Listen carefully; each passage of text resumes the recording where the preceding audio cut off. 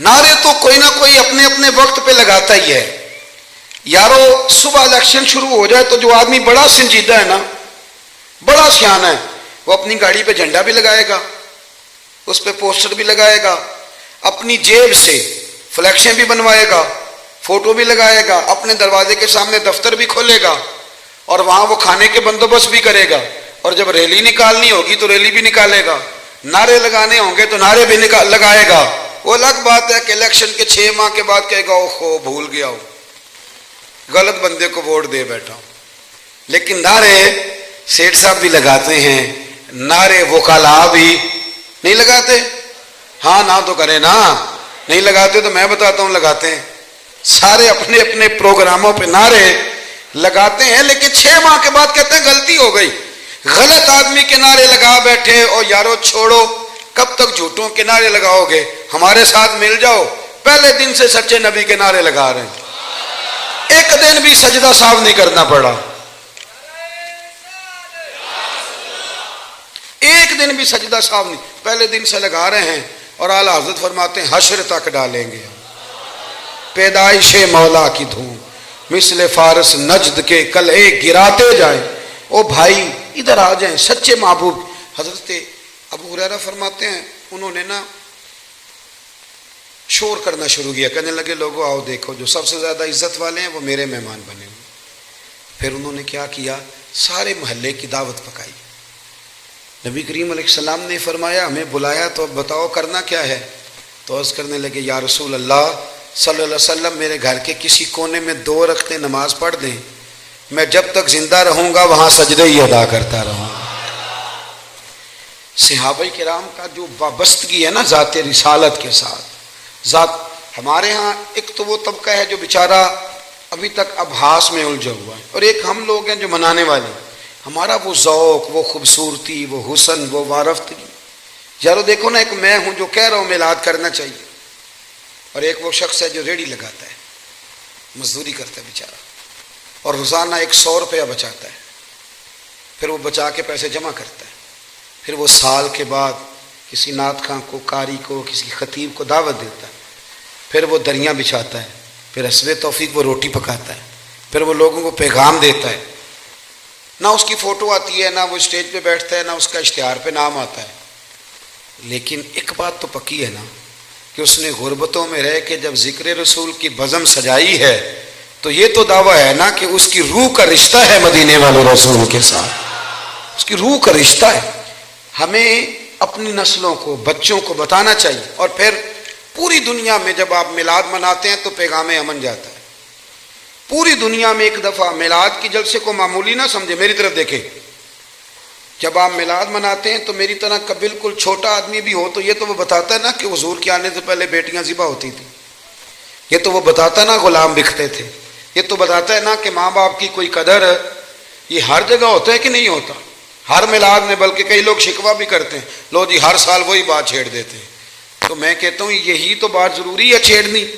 ہر آدمی یہ ہر سال یہ بات بتلاتا ہے نا کہ غلام بکتے تھے, ہر سال ہر آدمی یہ بات کرتا ہے کہ ماں باپ منڈیوں میں بیچے جاتے تھے.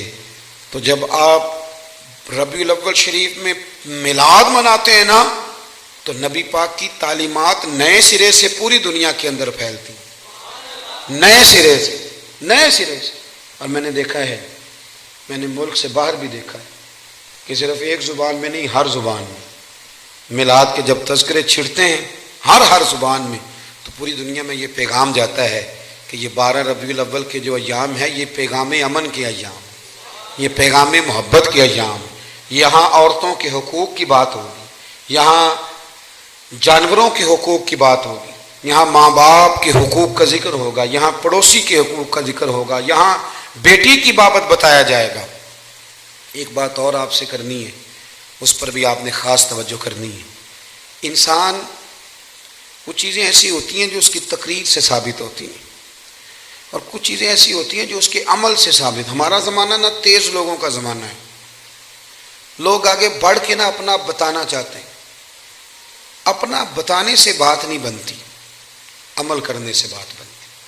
میں اپنے دوستوں کو اکثر مشورہ دیتا ہوں کہ کبھی کسی کو شیشے میں اتارنے کی کوشش نہ کرنا, اگر تم نے کسی کو شیشے میں اتارا تو دنیا بڑی تیز ہے، وہ تمہیں شیشے میں اتار لے گا، مت کوئی ایسا کام نہ کرنا۔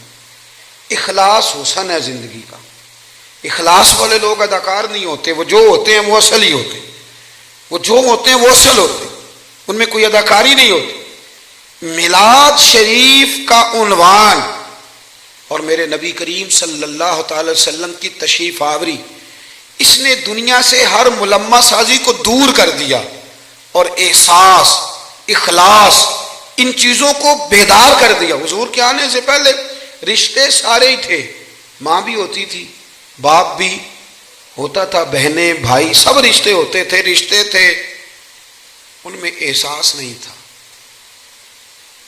اگر میلاد منانے والے میں احساس ہی نہ ہو اور وہ دعویٰ اونچا کرے، احساس ہی نہ ہو سرے سے، وہ بالکل دنیا داری کرے، میلاد تو احساس کا نام ہے نا، حضور نے احساس دیا، احساس۔ ہمارے یہاں کچھ رشتے ایسے ہوتے ہیں جن کا تذکرہ لوگ کرتے نہیں، شرماتے ہیں، جیسے میاں بیوی کا رشتہ ہے، اس انداز میں ماں باپ کے حقوق بیان کیے جاتے ہیں، اولاد کے کیے جاتے ہیں، پڑھو، اس رشتے میں بہت سارے لوگ بات کرتے ہوئے جھجکتے ہیں، حالانکہ یہ وہ رشتہ ہے جسے اللہ نے اپنی نشانیوں میں سے نشانی قرار دیا۔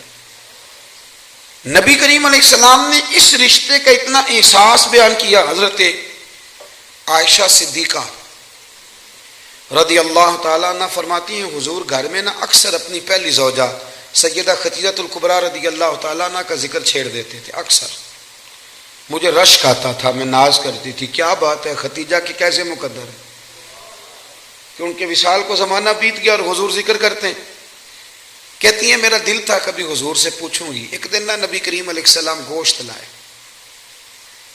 اور مجھ سے فرمایا کہ آج تک گوشت پکاؤ۔ کہتی ہیں وہ گوشت میرے سامنے ہے، میں صاف کرنے لگی تو محبوب کریم علیہ السلام نے فرمایا ذرا شوربہ زیادہ کرنا۔ میں نے کہا یا رسول اللہ صلی اللہ علیہ وسلم کچھ مہمان آئیں گے؟ تو حضور فرمانے لگے نہیں، مجھے پتہ چلا ہے مدینے میں نا خدیجہ الکبریٰ کی کچھ سہیلیاں آئیں گی، تو تم شوربہ زیادہ پکانا، میں کچھ سالن انہیں بھی بھیجوں گا۔ میں کہہ رہا ہوں ذرا رشتے کے احساس کی شدت کو ملاحظہ کریں، وہ باتیں جو اکثر لوگ کرتے ہوئے جھجکتے ہیں کہ اب اس کی بھی شدت بیان کی جائے گی۔ فرمایا میں نے نا انہیں سالن بھیجنا ہے۔ تو حضرت عائشہ صدیقہ کہتی ہیں میں نے جھجکتے جھجکتے سنبھل کر، سوچ کر، مسجع مکفہ، بڑی احتیاط سے نظریں جھکا کے ایک جملہ کہا۔ میں نے کہا یا رسول اللہ صلی اللہ علیہ وسلم اللہ نے آپ کو جوان اور خوبصورت بیویاں دی ہیں، آپ تو ہر وقت حضرت خدیجہ کا ذکر ہی کرتے رہتے۔